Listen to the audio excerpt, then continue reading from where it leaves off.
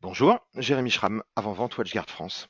Je vais vous proposer une série de tutoriels vidéo de façon à vous amener dans un format très court des solutions face à des problèmes que vous pourriez rencontrer en tant que nouveau partenaire ou nouveau client final.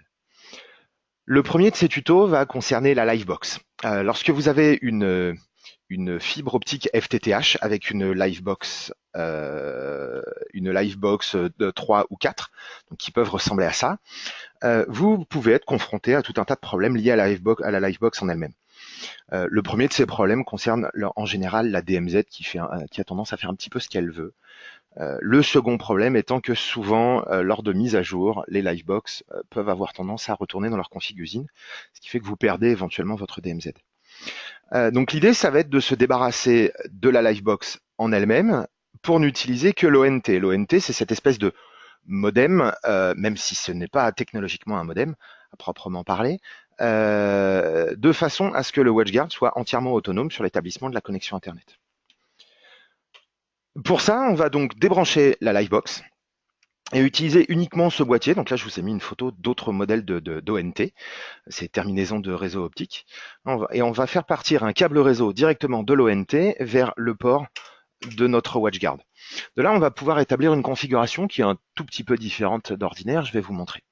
Lorsque je vais dans la configuration réseau, j'ai ici donc logiquement une configuration pour mon port WAN, mon port Internet, qui est en client DHCP. Donc la Livebox me fournissait une adresse IP, cette adresse IP était déclarée comme DMZ, et de là, ça me permettait de faire à peu près, je dis bien, ce que je voulais. Ici, on va modifier la configuration. On va retirer ce port de type externe pour mettre un port de type VLAN, de façon à ce que ce port physique puisse supporter un VLAN. Ce VLAN, je vais l'appeler FTTH. Et chez Orange, il faut le savoir, la connexion Internet est encapsulée dans un VLAN numéro 835. Je vais choisir un VLAN ici de type externe, et du coup, je retrouve ici la configuration habituelle d'un port WAN. Et ici, je vais mettre mes identifiants PPPoE. Donc ça, c'est les identifiants que vous avez bien entendu dans la doc ou dans votre contrat d'abonnement. Donc ici, je vais avoir un FTI/6 caractères, et puis un mot de passe, voilà, que je saisis.